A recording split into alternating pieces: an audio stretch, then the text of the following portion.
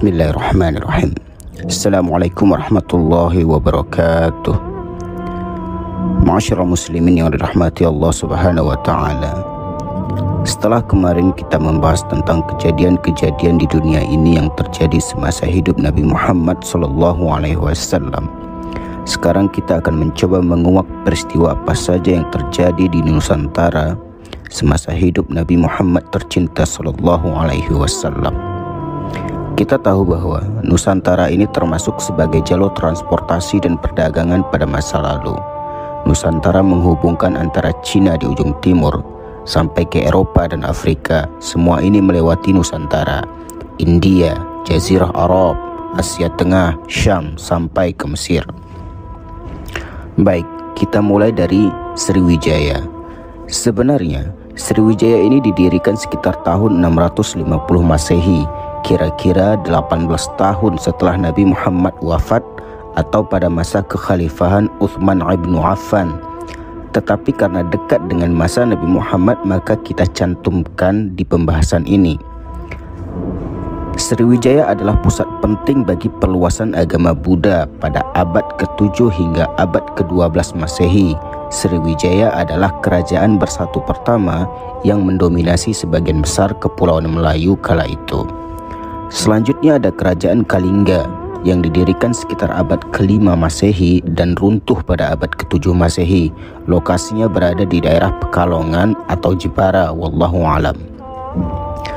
Kemudian ada kerajaan Tarumanegara yang berdiri dari tahun 358 Masehi sampai dengan 669 Masehi. Dan diketahui bahwa lokasinya berada di Sunda, Jawa Barat. Raja Tarumanegara yang berkuasa di masa Rasulullah yang hidup adalah Kertawarman, yaitu tahun 561 hingga 628 Masehi. Sedangkan Rasulullah lahir pada tahun 570 Masehi. Dan raja ini berkuasa pada tahun 628 hingga 650 Masehi. Dan Nabi Muhammad wafat pada tahun 632 Masehi. Lalu ada kerajaan Kutai. Nah, kerajaan Kutai ini ada dua, yaitu Kutai Martadipura pada tahun 399 hingga 1635 Masehi. Ini adalah kerajaan Hindu-Buddha. Dan yang kedua ada Kutai Kartanegara, yaitu kerajaan Muslim yang berdiri pada tahun 1300 Masehi hingga sekarang. Kutai bisa dibilang kerajaan tertua di Nusantara. Lokasi kerajaan ini di Kutai, Kalimantan Timur. Nah, kesimpulannya adalah saat semasa hidup baginda Nabi Muhammad SAW di Nusantara baru berdiri kerajaan Hindu-Buddha paling awal.